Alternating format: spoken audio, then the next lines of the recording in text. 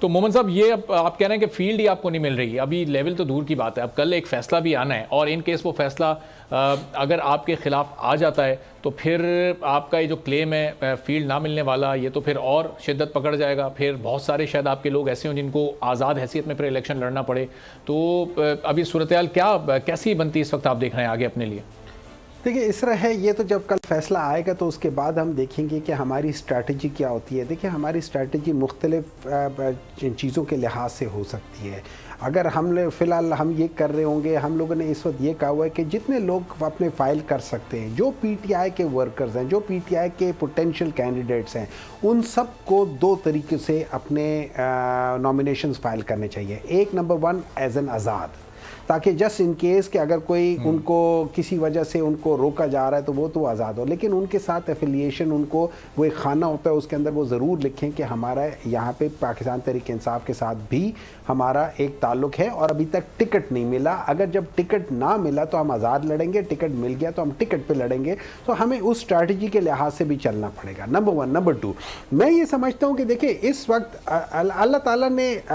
یہ ایسا موقع لے آیا ہے کہ میں سمجھتا ہوں اس وقت جو ہسٹری کا کورس ہے، جس طریقے سے ہم چل رہے تھے، جس طریقے سے یہ ملک چل رہا تھا الیکٹورل پروسیس کے لحاظ سے، یہ وہ ٹائم آ گیا ہے جہاں پہ جب آپ کہتے ہیں نا ایک واٹر شیڈ لائن آ جاتی ہے، اس کے بعد سے آپ نے کورس بدلنا ہوتا ہے۔ وہاں پہ ایک بگ بینگ ہوتا ہے، وہاں پہ ایک چیز ہوتی ہے اور پھر کورس ہمیشہ کے لیے بدل جاتا ہے۔ میں یہ سمجھتا ہوں یہ وہ ٹائم آ گیا جہاں پہ عوام،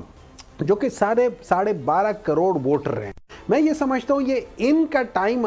آ گیا ہے کہ یہ اپنے ووٹ کو قیمے والے نان یا پھر 1500 روپے اور یا پھر بریانی کی وجہ سے نہ کرے، یہ آگے نکلے اور اس کورس کو چینج کرے اور ایک الیکٹڈ جس کو مرضی ووٹ دیتے ہیں، اگر یہ سمجھتے ہیں کہ اس ملک کے لیے پاکستان مسلم لیگ نون یا پیپلز پارٹی یا کوئی اور بھی ہے وہ ہے، تو اپنے ووٹ سے اس کو کرے، اور کم از کم 80 to 90% ان کا ٹرن آؤٹ ہونا چاہیے۔ آپ لوگ گھروں میں نہیں بیٹھنا، آپ لوگوں نے اس دن نکلنا ہے، کیونکہ آپ کا ووٹ، آپ کا یہ جو انگوٹھا ہے یہ میٹر کرتا ہے، اور یہ لگانے سے پہلے جس کے اوپر لگا رہے ہیں ان سال میں آپ لوگوں کے لیے آپ کی زندگی میں کیا ڈیفرنس لے کر آئے ہیں، کیا انہوں نے آپ کے جو صحت کا مسئلہ تھا انہوں نے کسی حد تک ٹھیک کیا یا نہیں کیا؟ دیکھیں خالی سڑکیں اچھی بات ہوتی ہیں لیکن دیٹ از ناٹ، آپ کا ہیومن انڈیکس کے اوپر کتنا اس میں ہوا، آپ کے غریبوں کے لیے انہوں نے کیا کیا ہے، یہ ساری چیزیں سوال پوچھنا چاہیے۔ اور اس دفعہ باہر نکلو، ووٹ دو، ووٹ دے کر اپنی قسمت خود بدلو،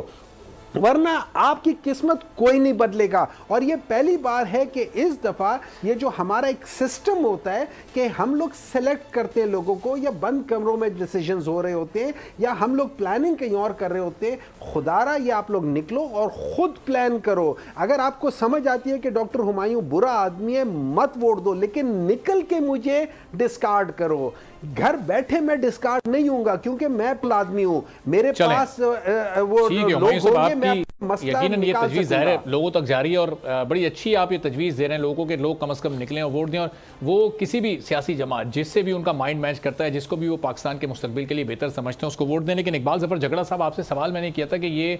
پاکستان تحریک انصاف کہہ رہی ہے ہمیں تو فیلڈ ہی نہیں مل رہی، لیول تو ہم اس کو بعد میں کریں گے اگر فیلڈ ملتی ہے، پیپلز پارٹی بھی لیول پلینگ فیلڈ کی بات کری، ایک تاثر جنم لے رہا ہے کہ صرف مسلم لیگ نون کو اس وقت لیول پلینگ فیلڈ ملی ہوئی ہے۔ سبسکرائب کریں اور بیل دبائیں تاکہ کوئی خبر رہ نہ جائے۔